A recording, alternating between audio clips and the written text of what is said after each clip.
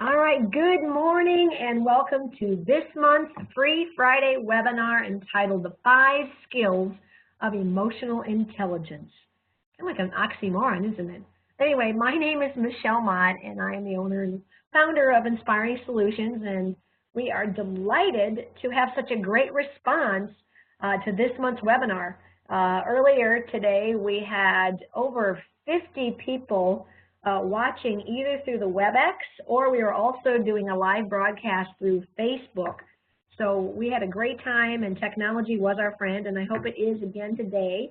If any of you are having any technical difficulties, I would encourage you to jot down our office number, 515-221-2688. Dana is standing by and can answer any questions, or if you did not get the handouts, to have with you as you walk through this, please let us know. Because we've had such a great turnout, we want to give you a couple of tips to make the learning experience the most pleasant. A couple of things relating to the WebEx platform. There's a zoom in and zoom out feature that you can watch all of the screen, and then in that area you'll see the presentation, the video. We don't need to look at you, nor you didn't need to look at us, but that's truly the way that we look at our PowerPoint. Off to the right-hand side, we are going to utilize a chat box. On the side, you can see that there's a place where you can type in a message and then select send to either all attendees, if that's an option, so everyone can see, or if you don't want everyone to see, you can send it to the host and presenter, and Dana and I will be able to read your responses. If you've got questions, either she or I will answer, and if there's a question that I want you to pose or answer, I will be using that area. So a little bit about Inspiring Solutions. Some of you may know we've had the pleasure of working with you, but if not, we have been in business for over 25 years. Working with organizations in improving their attitudes and actions in the workplace for today. And we do that through a variety of organizational design and talent development programs and products. For more information, you can go out to our website, inspiringsolutions.com. We also have a wonderful new catalog Dana put together that lists all of our products, which are everything from books, learning assessments, training programs that you can use off the shelf, or if you want, you can bring us in and we will actually deliver a half-day, full-day, multiple-day training experience for your leaders, frontline, and teams. This particular hour, we always want to deliver some type of e-learning, focusing in on one of our programs or products. And in this hour, we're going to specifically look at emotional intelligence, understanding what it is and why it's so important, and the benefits of improving yours. Also, what are the signs of emotional intelligence? It is something that you can actually develop. So we're going to give you the 5 skills of emotional intelligence, those being self-awareness, motivation, empathy, social skills, and self-regulation. For your convenience, we've been asked to put together some notes so you can follow along. The handout was attached to the instruction email, so make sure that you have that in hand. If you want additional copies, you feel free to make it and copy it and send it to others. We also have included our updated 2018 webinar schedule, which now has all of our scheduled dates for the rest of 2018. And once again, we continue to find that people appreciate 2 options, either at 9 o'clock or 10:30 Central Standard Time. You can register online. I know a lot of you have. You can register for the entire year, and then a couple of weeks before, you'll get reminders, and then typically a couple of days before, Dana will send out the instruction email that you used to log into today. Feel free to spread the invitation and opportunity onto others, coworkers, friends, clients. We know that some of our clients have used this as an opportunity to pull their team together, their department together, or reserve a conference room and sit together with coworkers and use this as an hour of inspiration. They also are going to be archived using YouTube and post it out on our website. We've got Sarah, our intern, working on that a couple days before she's graduating from college. So for starters, let me give you a quote that one of my dear friends and clients, Barbara Lewis, sent to me a while back. Every morning, Barbara selects a quote like this and sends it to a group of us, and it's a great way to start the day. So I thought we would start this hour with a quote about mindfulness. It's paying attention to the present moment with intention, while letting go of judgment as if your life depends on it.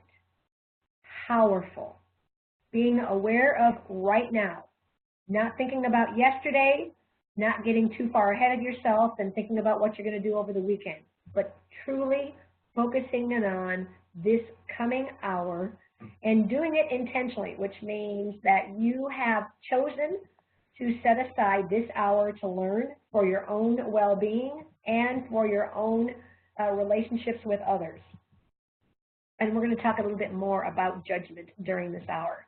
So for starters, what is emotional intelligence? And again, if you're following along, it's the first page in your workbook. Emotional intelligence is the capacity for recognizing your own feelings and emotions as well as those of others. And since you would know about yourself and others' emotions, you then are able to manage your emotions as well as others. Now, there is a lot of information out on YouTube and in our libraries about emotional intelligence, and so I won't take the time to share this video with you, but it's a short clip, and you could go out to YouTube. It's about 5 minutes in length. It tells you a little bit more about emotional intelligence. I do that when I do this as a half day, but for our hour, I just didn't feel we'd have the time. So let me tell you a little bit about the difference between emotional intelligence, or EQ, and IQ. EQ is a way to measure how a person recognizes emotions in his or herself or others. And like we said, then is able to manage those emotional states to work better as a group or a team or in a relationship. In other words, you are able to adapt to the environment, kind of like a chameleon does. IQ is a value that indicates a person's ability to learn, understand, and apply information and skills in a meaningful way. In other words, when we talk about an IQ, that measures how intelligent a person is. EQ tells a measure of how aware of a person is to their emotions. And what I want you to know is, first of all and foremost, having a high IQ or intelligence does not necessarily mean that you have a high emotional intelligence. They are two different parts of the brain. However, I do want you to think about it from the standpoint of a highly intelligent manager who is not very good at managing his or her emotions or his or her anger. Another example would be if you've got an intelligent or a genius teenager who understand it, maybe they're in the TAG program, the Talent and Gifted program, but doesn't like to study or doesn't feel they need to study. And the last, because I do a lot of work in healthcare, as many of you know, and I've had the chance to work with, think about a nurse who is great as she interacts with the patients. And when she's by the bedside, she has complete compassion and empathy, but doesn't know how to interact with or get along with her coworkers. Why is that important? And this is some fill in the blank on your handout. IQ, emotional intelligence, or no, I'm sorry, intelligence quotient is not a predictor of success and intelligence or in life and work. Can you tell I can't read? A quotient or emotional intelligence is so critical to success that it accounts for 58% of performance in all types of jobs. So what do you think is more important, EQ or IQ? Well, if I haven't convinced you, 90% of top performers have a high emotional intelligence, which means that just because you are book smart, if you're not street smart, in other words, if you don't have those communication skills, it's going to be very difficult to get along with teams, whether you're in the workplace or whether you're on an athletic team. Mastering skills in your job is also very important, but the ultimate success comes from improving your emotional or your EQ skills. And then finally, people with a high emotional intelligence typically make great leaders and great team players. So when you think about those people who you admire, most likely it's not just for their intelligence, but for their emotional intelligence. Emotional intelligence affects your work performance. In other words, you're more productive. Your physical health, your well-being, because you're able to be more aware of your boundaries, your emotional well-being, obviously is affected through your mental health, and then finally, both professional and personal relationships. Other benefits of having a high emotional intelligence include you'll feel more confident, you'll be able to absorb information. So when you think about this learning environment, having a high emotional intelligence allows you to learn and absorb and utilize information that you're learning. It helps you with balancing between your personal life and your work or professional life. You are far more straightforward and have a more composed behavior because you are more self-aware. You're better at building and mending relationships because of your sensitivity. You're more decisive. You're able to confront problem employees. You're more flexible or adaptable to change because you are aware of the importance of those dynamics. Believe it or not, you're more creative. We talk about a little bit about the childlike behavior, and children are far more emotional than adults. Not to say that you need to be childlike or immature, but because of a child's awareness of emotions, they're much more creative. They have less boundaries to work or stay within. And ultimately, another benefit for having a higher emotional intelligence is that it motivates you because you're aware of your goals, your desires, and what's important to you. On the next page, what I'd like you to do is think about how high is your emotional intelligence. I'm going to go through this list, and as I read something that describes you, I want you to be honest. Put a check mark next to any of the behaviors in both columns that you feel describe you most of the time.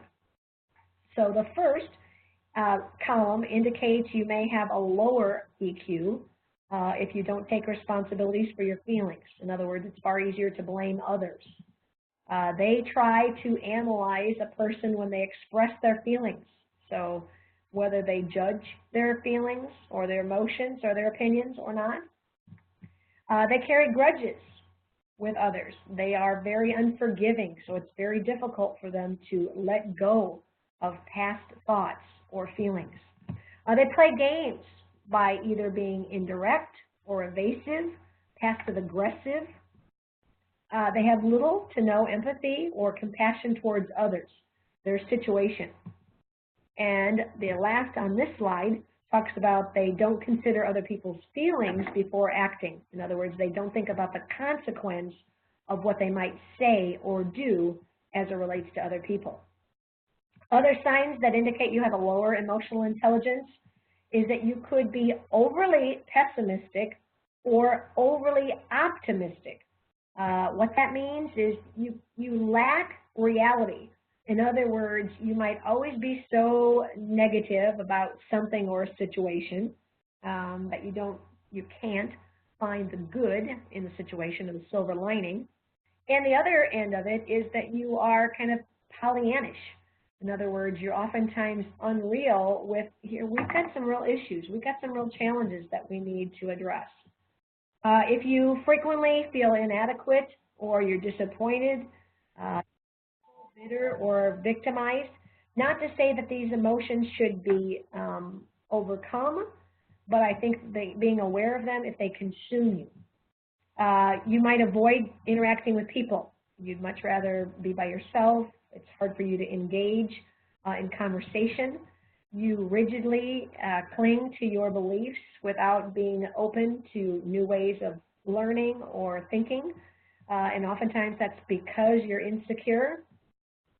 You use your intelligence to criticize or judge others without realizing that you are acting superior, maybe even intimidating or judgmental to others, and that you are not a good listener. In other words, you feel as though you know everything you need to know and fail to open your mind, your heart to learning about other situations or people. Now, on the other hand, you may have signs of higher emotional intelligence if you are curious about people you don't know. The example I gave earlier this morning was about people that look and act differently than you.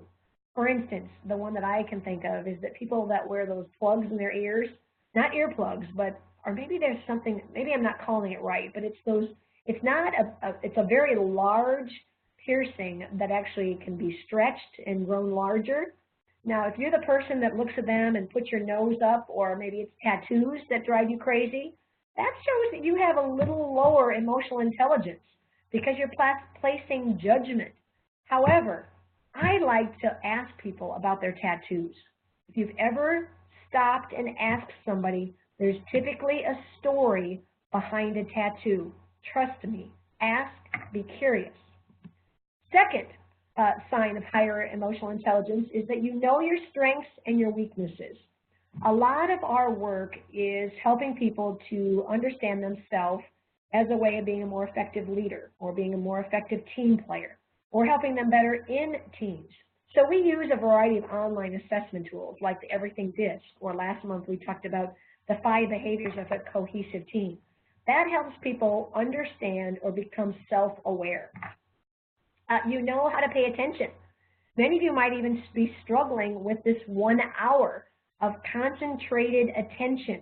I know one of the things that Dane and I do in my office is use the term focus. Focus, focus. That was what my golf coach used to tell me over and over again. We get so frustrated and distracted by all the ways of communicating, with our emails that pop up, with our voicemails, our emails. Are you able to give someone or a project your undivided attention? Shows high level of emotional intelligence. When you are upset, you know exactly why. I think one of the powerful tools Dana just came back from a conference with is going to be exciting, called Productive Conflict. It's not going to just talk about how to deal with conflict, but it's going to talk about the why. And I think when you think about conflict from the inside out, you're going to be able to much better understand why you actually say or do things you do when you're in conflict with other people, whether it's at work or at home. You have a higher level of emotional intelligence if you are intrinsically motivated. In other words, you don't rely on external factors. As many of you may know or live, the Midwest has been getting pounded with winter weather. I'm not even sure if we're going to even have spring. But if you have let that weather dictate how you feel or your motivation, you need to recognize that the environment doesn't affect you as much as your own internal intrinsic motivation. The last area is taking a look at how you tend to feel optimistic, but also are realistic and can feel pessimistic at times. Like I said, you're real. You are aware of good things that are happening and can recognize and celebrate them. However, you are also aware that sometimes you've got to buckle up and focus on the challenges or the troubles that are facing you or your team. Also being willing to say no. Someone said once that no is a complete sentence. It means that you are saying yes to someone or something else, and you're being honest with your situation. Other signs of emotional intelligence means that you deeply care about being or thought of as a good person, a moral person. Not always easy in our negative, challenging world, but you want to be kind. You want to do the right thing. You want to take the time and slow down and help others. I heard a tribute of Barbara Bush, who we just recently lost. Wonderful woman who taught not only her family, but was shared by her family with the world. And her daughter gave a tribute to her, and she said, you know, in this world, we don't ever wish at the end that we would have spent more time at work or working on a contract or a project. We wish we would have spent more time with our family or our loved ones. So are you willing to take the time and stop and slow down and help others? Volunteer. You might have good ability of reading people's facial expressions. It's really truly like a television screen. You can tell by looking at someone if they're happy, if they're sad, if they're confused, and are you able to then reach out to them and respond appropriately? You're not dominated. These emotions are okay to have, but do they consume you? Being fearful, worried, guilt, shame, embarrassment, obligated, feeling disappointed, hopelessness, powerless, dependency, feeling like a victim or discouraged. Not again that these are good to have now and then, but you have a high emotional intelligence if you can control them. And then finally, you're not immobilized by fear or worry. In other words, after watching the news about the devastating incident that happened on a Southwest airline, do you now say, I'm never going to go fly again because you're immobilized by fear of things that you can't control or that are very highly unlikely to happen? So in summary, looking at your chart, does one column describe you better than the other? And it may indicate, it's not a scientific, but at least it's an indication of your emotional intelligence. If you'd like to purchase or a booklet or an online assessment, you can go out to a website we found called Talent Smart, talentsmart.com. Now the next page I want to share with you are the signs and the skills of emotional intelligence. I'm going to give you an overview and then we're going to dig deeper into them. The first skill is self-awareness. Self-awareness and motivation are both personal competencies. In other words, are you aware of at any time your strengths, your weaknesses, as well as do you have an internal desire, need, or motivation to generate energy to do something? The example I gave this morning was running the Boston Marathon. I have a couple friends, and actually my cousin ran. It's on my list. It's on my bucket list. I would like to, or will, I should say more confidently, I will run a marathon. I just haven't been quite motivated enough to do that. And then the last three are social competencies.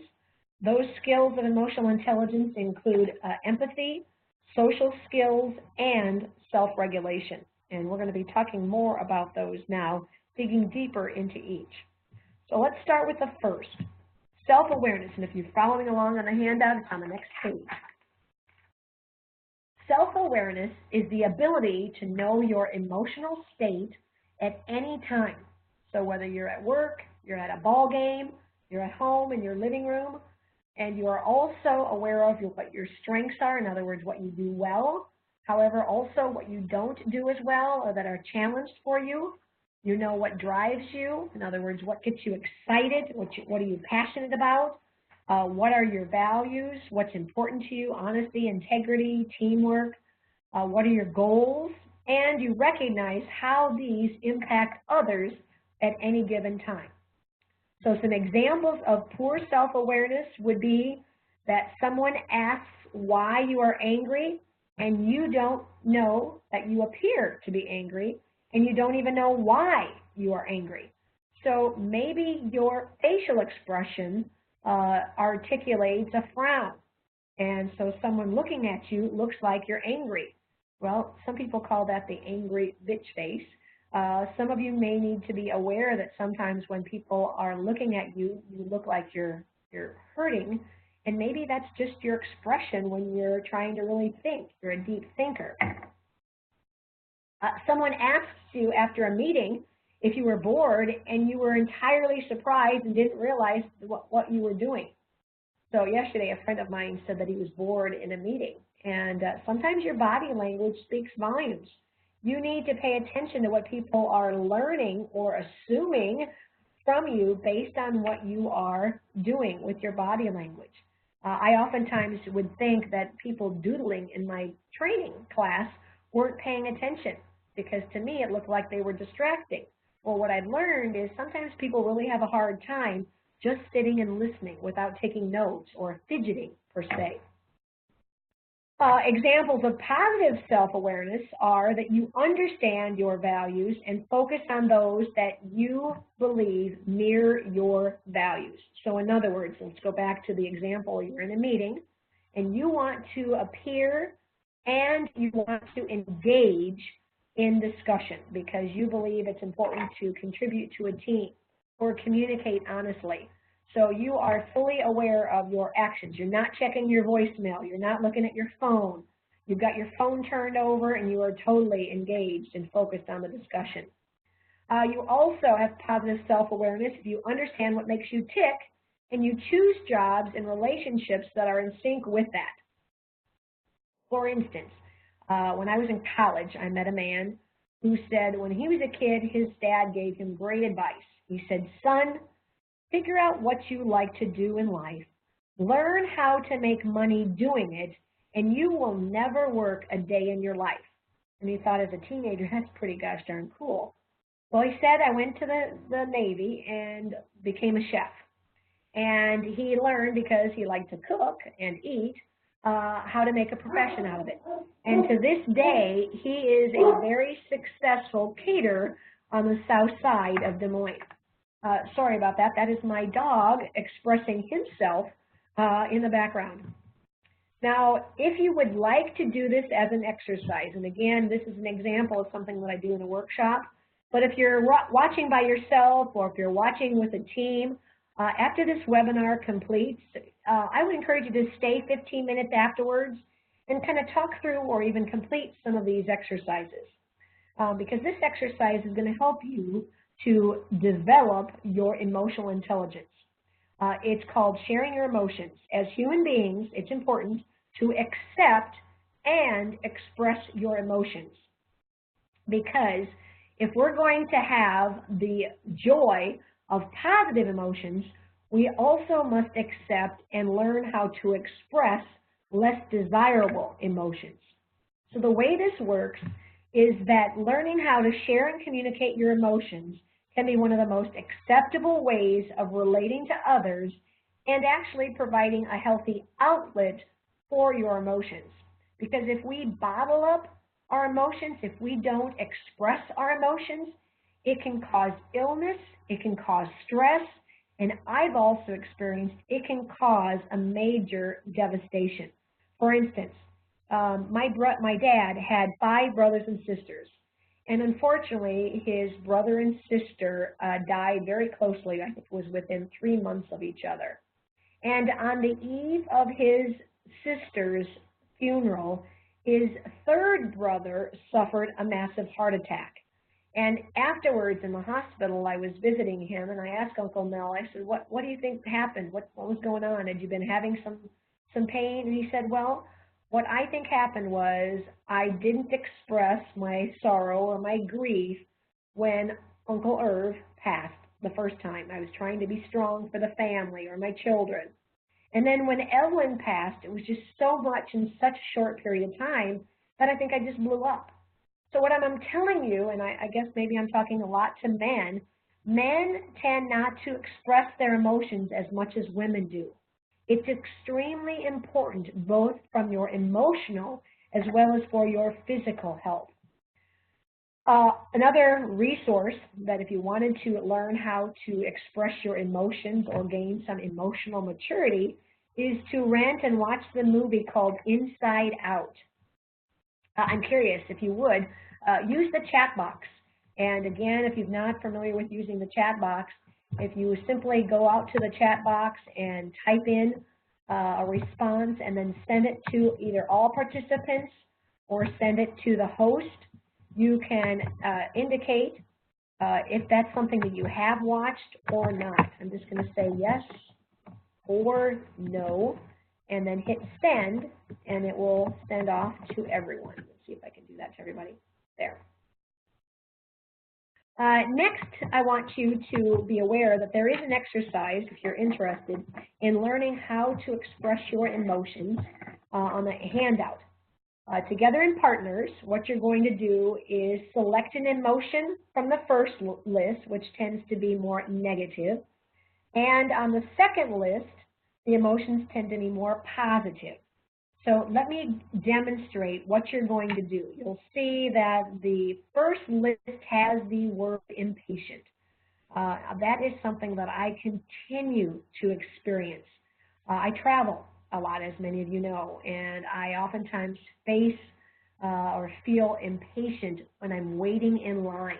It could be waiting in line at the Enterprise rental car checkout counter. It could be waiting for somebody as I'm boarding a plane to get settled into their seat. But that's kind of an example of how I feel impatience, and I have to practice that over and over again. List number 2 talks about some more positive, and I'm going to go with hope.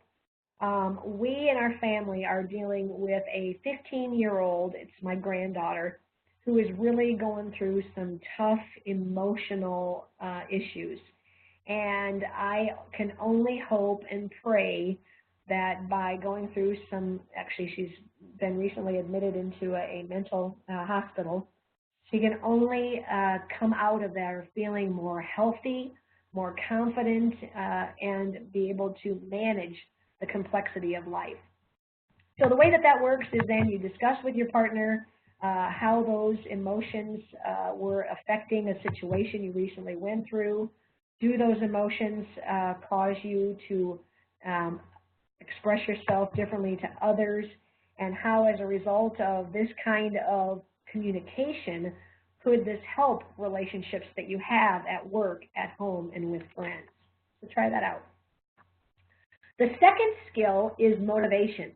The definition of motivation in our terms is having a desire, a genuine desire or general desire, or need, or want, or a motive that generates energy to behave in a situation. I gave the example of the Boston Marathon, but let me give you another example. Shopping. You might have a desire to buy something. Or if you are aware of your financial situation, you may need to offer discipline. So in other words, to what degree do you allow your want and needs to control your shopping sprees? How that works in the workplace is to take a look at how leaders impact the culture. As you know, I do a lot of work in leadership development, and I like this chart because it really talked about the bad leader and the good leader. So if you take a look at, if you've ever had to work for, or the unfortunate circumstance of working for a bad leaders tend to make employees feel anxious or frustrated, trapped, tired, sick, stressed. You may have felt demoralized by what they say or do. You might feel angry or worthless, which might cause you to be unproductive or defensive, hopeless, negative, annoyed. You get the idea.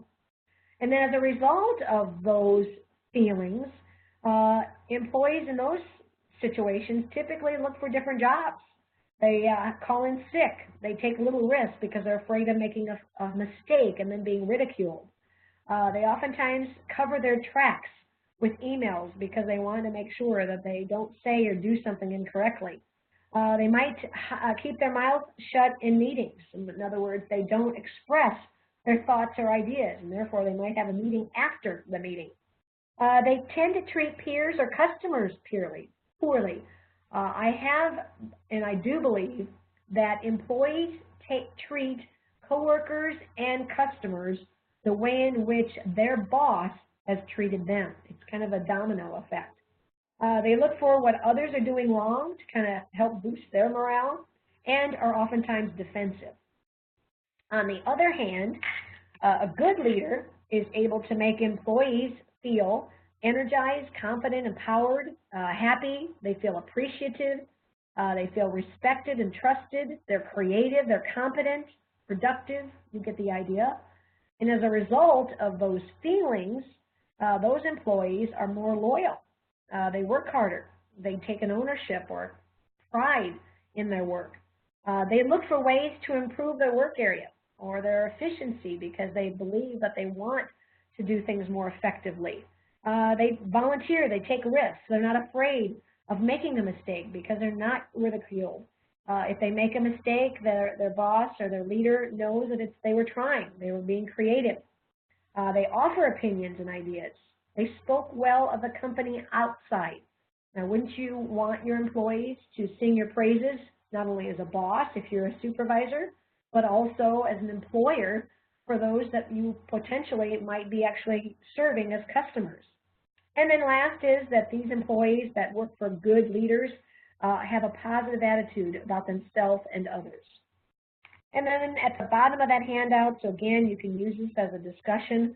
What factors are you currently feeling? So are you working for a bad leader or a good leader? And if you are that supervisor or manager, you might want to ask them, so tell me, what am I doing? What am I doing wrong, or what could I do to improve the environment so it's more motivating? And in what ways could you, or if you are a boss, could I bring out your best? So those first two, as you remember, were relating to your internal self. The last three are more external. So it's how you are interacting with other people. So skill number 3 on the next page is that of empathy. The definition of empathy is knowing the emotional state of another person and having the ability to recognize and understand other emotions even when they are different than yours. So in other words, maybe you're having a great day, but you run across or you're working with somebody who's really going through some personal challenges. Maybe there's some financial challenges that they're faced with. Maybe they're dealing with some health issues of family members or loved ones. So you are at least aware of your extreme opposites. Examples of poor empathy would be that you're not able to allow others to talk about their concerns or offer another plan if they think their idea is better. For instance, I have a good friend who unfortunately just lost her father, first parent to say goodbye to. And I would need to be sensitive to what's going on in her world instead of getting all excited about telling her about how good my week is. They aren't good listeners. It's all about them. They don't care to listen to the woes or even to the excitement or joy or celebration of others. And then another example of poor empathy would be that they're not very social, or they're not able to check in with team members to see how their day is going. I gave the example this morning about how when I was in IT, I used to be a computer programmer, and we worked in a very closed or independent work environment, so there was not a lot of interaction, which I learned I needed. But my supervisor, Roger Fitzgerald, every morning before or after he got his cup of coffee, would make the rounds. And I even tell leaders, you know, in healthcare, we talk about nurses making rounds. I think in all industries, healthcare, financial services, manufacturing, you need to round on your employees. And what Roger would do is he basically would just kind of make the rounds and chat with us, talking about, hey, how the weather is, or maybe we'd talk about last night's softball game or the outcome of a football game we watched. But it would be our way of showing that he cared. He wanted to let us know that he was there for us, and if we did have any questions or concerns, we knew we could always count on him. He was intentional with that rounding.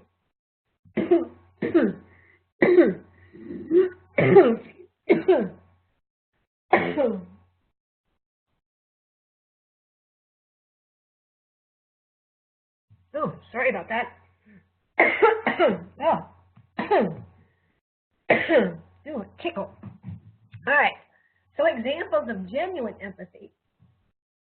Oh, now hopefully you're feeling some empathy for me. If you are, type in your chat box. Oh, gosh.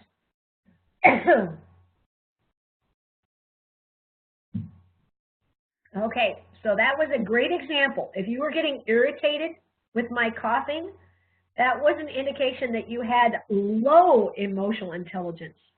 If you were empathizing with my coughing, you were saying, oh my gosh, I remember a time when I got a tickle in my throat and I was in the middle of a conversation and I couldn't talk. So that was a little bit of a test. It wasn't intentional, but it's a great illustration. Excuse me. So someone who has genuine empathy is able to put themselves in the situation of someone else without bringing their own opinions, emotions, biases, or judgments, just like I described. You are able to acknowledge a person's feelings when communicating difficult news. So again, if you are a supervisor and you have to have a crucial conversation with one of your employees, you are aware that a person might not like this feedback, but you believe that it's very important for them to understand the expectations and what they need to improve the performance. And you're able to uplift people, putting them at ease. So a lot of times I will try to do that early on, either in a workshop or in this webinar, just to kind of allow people to kind of settle in to the meeting, into the learning environment, because when we're comfortable, we're more open to learn, we're more open to share, and we feel as though we can take in and use information. There's a video about the Cleveland Clinic using empathy to teach their caregivers. So whether you're the transporter, as this image shows, or if it's somebody who is delivering food, or if it's a nurse, how well do you express empathy? I want you to also think about knowing that or realizing that you may not know everything about what's going on in a person's life. Maybe they just got a bad phone call about a child in school, or maybe they just got some bad news from their employer that they're going to be losing their job. We have a store in town called Yonkers, and there's going to be a lot of employees working retail that are going to be affected by that business going out. And knowing that they might be distracted should help you be more sensitive to your conversation. The fourth is a social skill, and you will use this not only at work, but you'll be using this this weekend in your own families, with children, with your spouse. So social skills are being able to use your knowledge of your emotions and others to get along, manage conflict, inspire, and influence people to communicate clearly. So some examples of bad social skills include a team member or a leader, when faced with someone who disagrees with them, does not try to develop a positive relationship with that person. In other words, they take it to heart, and they maybe take it personally. They may take it as a defense mechanism, and they don't try to open their minds to learn about the other person's feelings or circumstance. Another example of bad social skills is that you make decisions based on biases. A couple that we make in our society is about 2-year-olds. We call 2-year-olds terrible. Now, when you really think about it, if you've ever had a 2-year-old, or if you've got a 2-year-old in your life, I want you to be aware of what's going on in their development. A 2-year-old is learning how to walk. They're trying now to get those legs to move so they gain some independence. They don't have to be carried around all the time. They're also learning how to talk, not just listening to this mumbo jumbo, but they're learning how to put words together that can get them what they want, whether it's toys, whether it's a drink, whether it's attention. Now, parents, unless you want your child to live with you for the rest of their life, you need to teach them independence. In fact, I wished I would have heard this quote earlier. You're not raising children, you're raising adults. So learning how to think about a 2-year-old is just a really young adult might help you with your bias. And then the last example of bad social skills is that you find fault and make judgments or negative statements to team members. One reality check I always like people to know is that you're not perfect, but you got potential. No one is perfect in what they say or do. Everyone makes mistakes. It's a part of life, and I think sometimes we learn best from our mistakes. So don't laugh when somebody makes a mistake, or they look different than you, or they act different than you. It's truly what makes our life and our teams effective. Some examples, on the other hand, of good social skills include that you make others feel smart and confident. You need people that compliment you, not that they say you're looking good. I'm talking about compliment with an E, complete you. In other words, you need to have a team that can do things that you don't necessarily like to do or that you're not very good at doing. It's a great way to build their self-confidence as well as your effectiveness as a leader. You maintain a good relationship even when delivering constructive criticism. Like I mentioned, the boss who has to give balanced feedback. When I help learn the skill of coaching, I talk about using a balanced model where you say what they're doing well as well as what they could improve. Not using the word but, which is the but bomb, but you're using, or there I just said it, you're using may I suggest. So you're doing a great job working with patients. May I suggest that you use the same degree of patience or common sense or communication with your coworkers. And you're able to win the trust of others because you listen. You know, think about it. When you listen, you learn. And when you learn from other people, you gain not only knowledge, you gain respect, and you gain credibility. So listening is a great tool that we should use more than any other communication skill, yet we don't do it very well. And if you need some help in that area, our upcoming webinar in June is called Listening is a Gift. What I want to explore now with you are 6 levels of communicating empathy. And each level is a degree of emotional intelligence. The first basic level is when you engage in small talk. Small talk is when you kind of pass somebody by the hallway and you say, hey, how's it going? You don't really stop to chit-chat. You basically just acknowledge them, that you like them, you connect with them. You spend a little more time, if you were to go into the second level, is when you ask them about their upcoming vacation. Where are you going? Or you ask about a project they're working on. You're taking an interest in something that they're doing or something that they've done. The third level of communicating empathy is when you're listening as well as adding your thoughts, your opinions, your ideas. Now, obviously, you need to be careful because sometimes you might express in a tone that would turn or shut someone off from communicating. But if you are comfortable in sharing, well, here's what I think, or here's what I would recommend, you're going to a third level of empathy. The fourth level is when your emotions do the talking.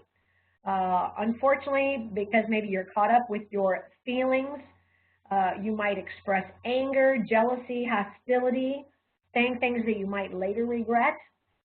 Or you could also get carried away with positive emotions. You know, maybe you are so elated that you are doing cartwheels down the hallway, or you're doing some high fives. So it's not just the negative, it's also the positive emotions, but you are emotionally charged. The fifth level is you talk the way you feel and who you are. Now, the example that I give to help teach this one is actually from a movie called Pretty Woman, one of my favorite movies. And you may remember a scene in the hot tub where the character played by Julia Roberts and Richard Gere were talking about his inability to express his emotions. And he said, it cost me $5,000 to learn how to express my anger with my father. So that's an example of how he was very intelligent, but he was not very emotionally intelligent. So sometimes we need that extra help to learn how to articulate and actually use the word anger.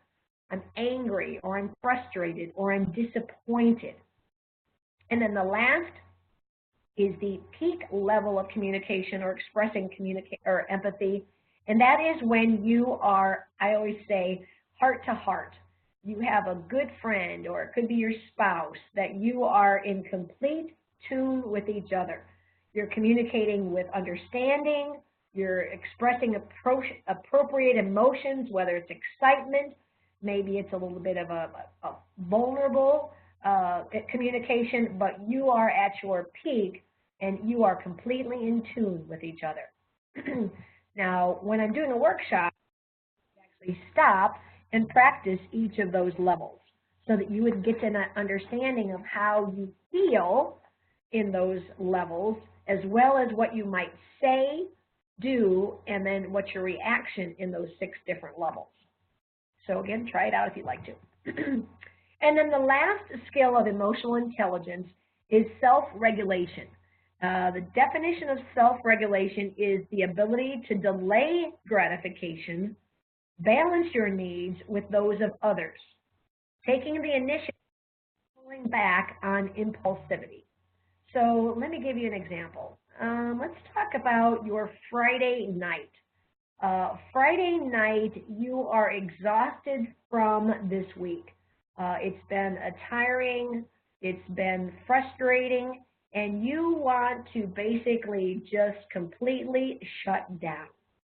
However, you get home and your kids are excited because they had an awesome day at school, plus it's Friday, which means they're going into the weekend, and they are so excited, they're bouncing off the walls, and they want to know, hey, Mom, hey, Dad, what are we doing this weekend? And your immediate reaction would be to say, chill, guys. I need about an hour to just think. Well, if you are self-regulated, you are able to put your own emotions back on the burner and respond to their excitement. Another way is you're able to cope with a change. In other words, you thought that you would walk into a peace and quiet, but instead you walked into a very high-leveled energy family. Some examples of poor self-regulation would be that you're telling your employees how stressed out you are, and as a result, that stresses them out. You're not able to genuinely congratulate other team members. I think a lot of times this comes when there's jealousy or insecurity, but if you can't genuinely express your happiness for someone, that's an indication that you might have a lower emotional intelligence. Having verbal outbursts at team members or showing impatience. In other words, you are unable to get your impatience in control. However, positive self-regulation would mean that you're dealing with a difficult situation by being sensitive yet direct. You know, those crucial conversations with your child or a coworker, letting them know that they're not meeting an expectation and they need to make a change. You are able to demonstrate listening with patience to others, their concerns, their complaints. You know, when we do customer service training, I let people think about complaints as disguised compliments. You can't fix a problem if you don't know about it. So if someone's coming to you with a concern or a complaint, they are giving you a gift. They're letting you understand and potentially fix the problem. And then the other way of thinking about positive self-regulation is you are not engaged in speaking negatively about other people. I know that gossip, I know that backstabbing happens, and unfortunately not only at schools, known as bullying, but it also we have bullying in the workplace. And if you are able to self-regulate yourself, in fact, you can maybe even help regulate other people by suggesting that this is not appropriate conversation or dialogue to have in the workplace. So I want to expose you to 3 emotional outputs. We're talking about brain power today, so I want to give you 3 ways of tuning into your emotional self and learning how to respond in a more appropriate manner. The first is a childlike response called, I will act the way I feel. This is what you tell yourself when your emotions are in control. You've learned this early on. You've learned how to act when you were a child. You heard no or can't as many as 15,000 times when you were a child. You were sent to your room, punished, restricted, or restrained. You couldn't help ending up some feelings of inadequacy. You were dominated by adults that were twice your size, and in relationships, others made you feel frustrated, inferior, shy, or often fearful. You faced many of those situations by crying, running, or even tantrum-like behavior. You met those encounters without reason, logic, or maturity. Those were parts of your early programming. However, there were also positive experiences, such as when you were curious. You laughed. Kids laugh on average 300 times a day. Enjoyment of simple things, giggling, creativity, imagination, and interest in adventure. When you are acting the way you feel, it could be both positive or negative. Your objective should be to strengthen the positive and reprogram the negative. In other words, when you are needing to be creative, when you are needing to think about fixing a problem, what's the power questions kids ask us to learn over and over again? And if you want, type it in your chat box. It's why. You know, why did you do that? Or let's have some fun figuring out how to make this better. The second emotional programming is more parent-like, and it's thinking or saying, you are going to act the way I feel. This is typically what happens when you are a parent or a supervisor that is using your power to control others. You learn that you can relate to the feelings of your parents. You are told to act in a certain way because I said so. Now you've grown up, you scold the dog, yell at the children, criticize your spouse, fire the janitor, and throw your putter because none of these are doing what you feel they should be doing. And then the third type of emotional intelligence with empathy is called the more mature or adult-like, where I can't help the way I feel, but I can help the way I think and act. Think about that. I can't help the way I feel, but I can help the way I think and act, which means you are fully aware of the pitfalls of your early programming, childlike. You can't help the way you feel, which could be good, bad, or otherwise, but as a part of being disciplined or mature or non-judgmental, you put yourself in complete control of your actions to behave in a way that would be most appropriate in the workplace or in a relationship. And then there's some different ways that you can think about that, but I want you to know and close with the good news that unlike IQ or your intelligence, you can improve your emotional intelligence. It is something that you have to commit to doing for a long term, and self-awareness and self-regulation are the cornerstones. In other words, being aware of how you feel, and then being aware of how you feel, and like I just described, how then you're going to act are those cornerstones. Practice, no different than in athletics, sports. Practice makes perfect. Practicing your emotional skills is also very important. And if you've got questions or want more information or would like to bring this into your organization, feel free to reach out to us. It's just we've just kind of touched on the tip of the iceberg, but I hope that you've gotten some practical advice and at least to be aware of how your emotions are just as important as your intelligence. I invite you and I encourage you to pass this along to others. The webinar schedule contains all now of our 2018 webinars offered twice each month at 9 o'clock and then again at 10:30. Next month, we're going to take time to manage your time. In June, we're going to talk about listening, or you're going to listen about listening being a gift.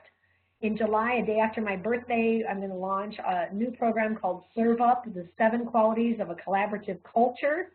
In August, we're going to talk about leadership. So if you're a leader or supervisor, get all your leaders together. In September, I'm so excited to be rolling out to you a new video program that we're actually going to production this weekend on called Don't Let the Bad Apples Make You Go Bananas. how to deal with those bad apples in the workplace. In October, Dana is going to be confidently talking to you about confidence with conflict using a new tool called Productive Conflict. And in November, Stop the Noise, Get Rid of the Static, and Tune into Life. This is also about emotional intelligence.